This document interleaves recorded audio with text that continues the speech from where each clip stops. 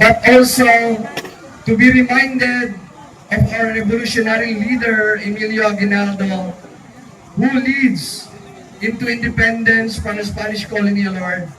And Lord, sa araw na ito po, Panginoon, gabayan niyo po kami, ang bawat isa sa amin, not just to revolutionize this government, O God, but to us in prayer, Father God, that we will be able to seek justice, seek truth, doon po sa mga oppressed na nag-oppress ng aming namumayang Pilipino, Father God.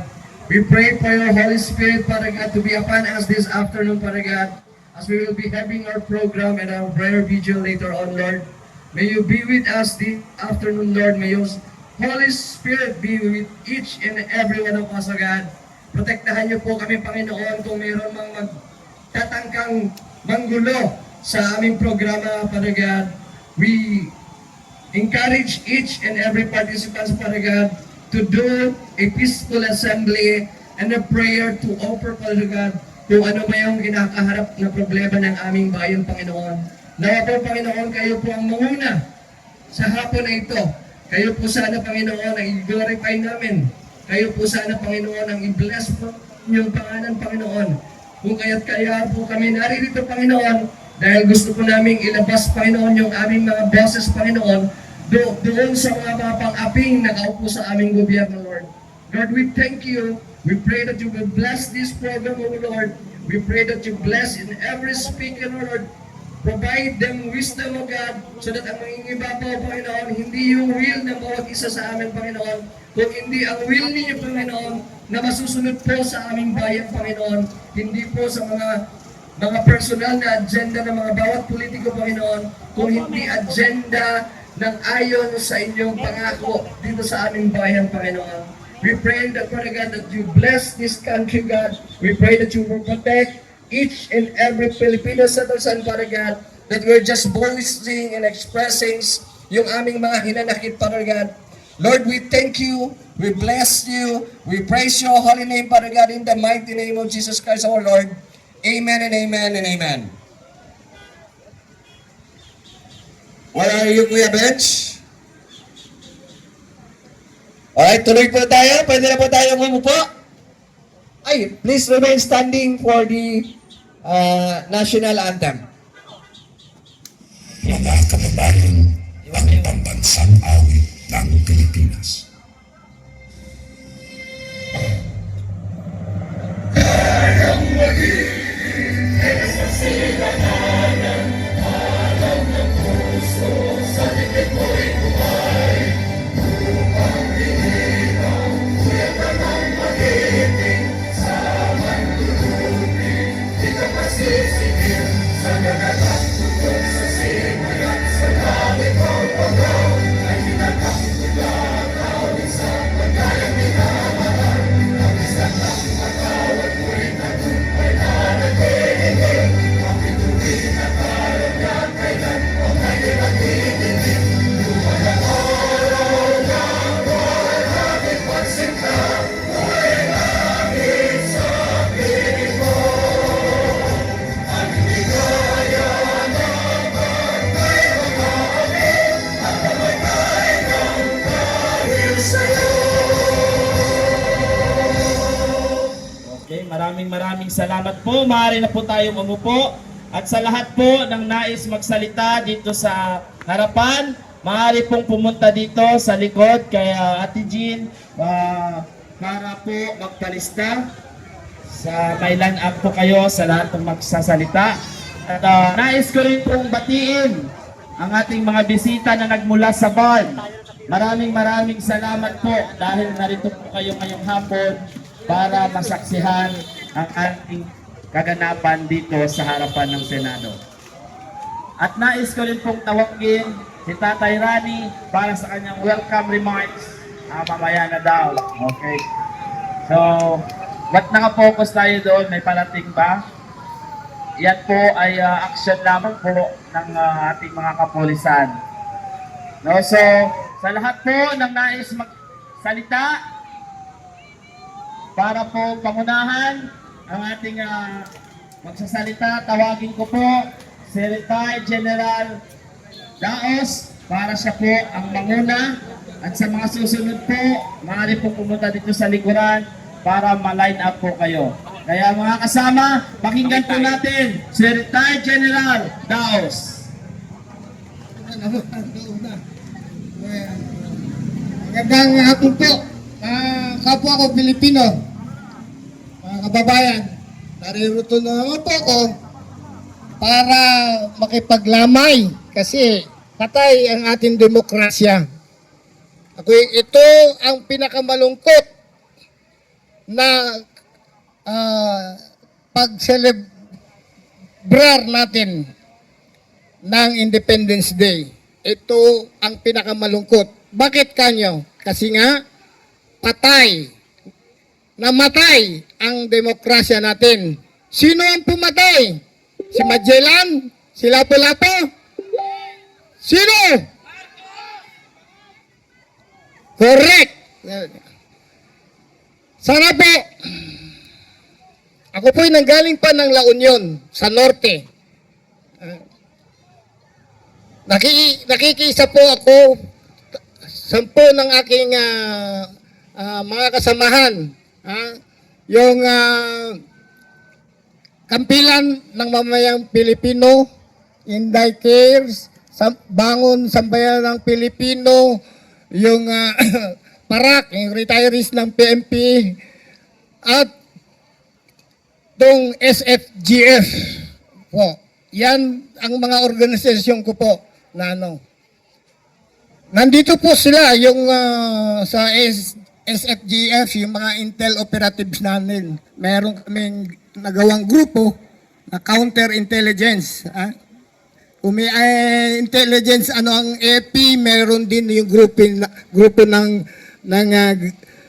Filipino Guerrilla Forces po. Sana po ay matuldukan na ang pang-api ng ating gobyerno.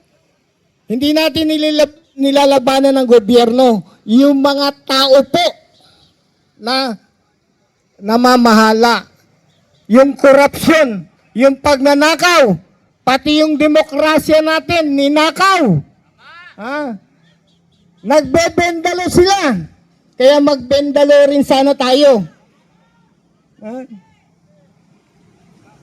Mahirap po kasi parati na lang tayong hindi kikibo. Dapat po, karapatan din natin ihayag ang ating nararamdaman sa mga namamahala ng gobyerno. Ang politika po maganda. Sana. Pero yung tumatakbo, yung mga tao na politiko, yun ang nagpapadumi ng ating politics. Kaya dapat palitan na yan, mga yan.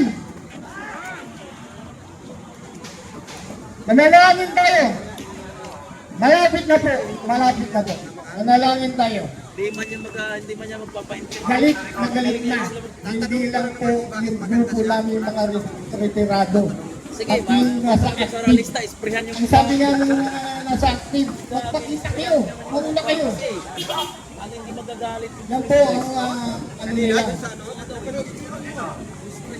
Hindi po sila pwedeng manguna ngayon. Hindi katulad noon, sila ang manguna. Yung mga dapat tayo. Ako kasi sibilyan na ako eh. Tayong mga mamamayan na sibilyan ang manguna. Sakit sa mata nun. Kaya tinatawagan ko po lahat Diba? Pilipino. Yung Pilipino po talaga hindi ka yung isa dyan na active president na may lahing hindi lang lahing in check.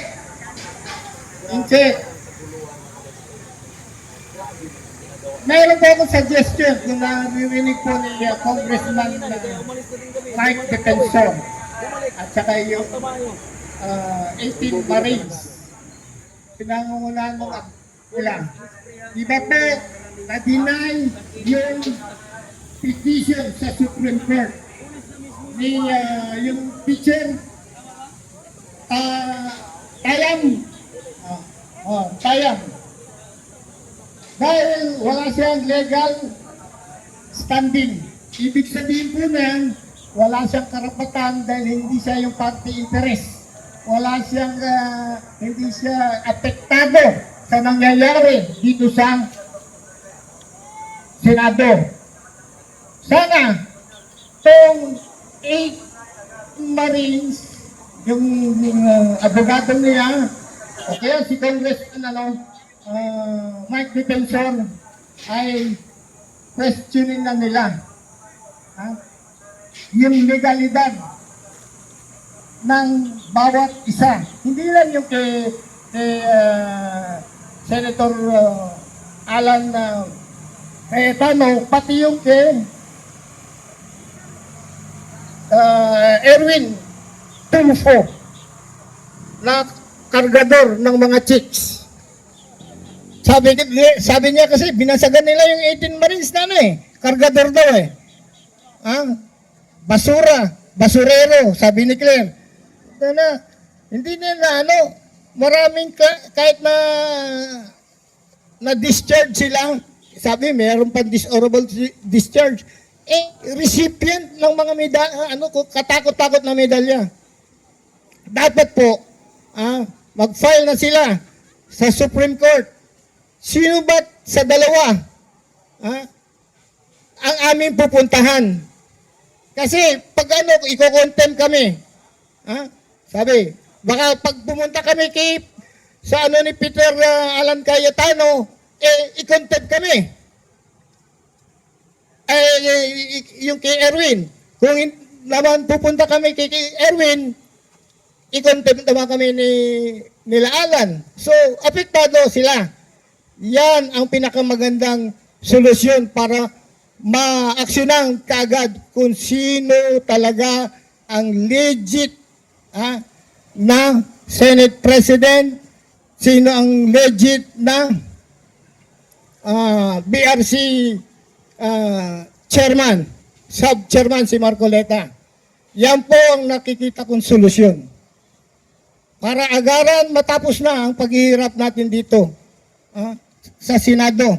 Sa susunod po, inumungkahi ko po rin po sa mga ating mga kapatid. Huwag tayo, pag doon tayo sa Malacanang, sa Mendiola, huwag tipon-tipon naman. Isunod natin doon. Kasi dito, ang inaano lang natin itong suporta kay yung legitimong Senate President at mga Senate committees. Pagka na-resolve ito, doon naman tayo sa Mendiola. Pwede ba? Kaya kayo? Sige po, magandang hapon. Okay, maraming salamat po. Retired Captain Daos. Retired General Daos, sorry.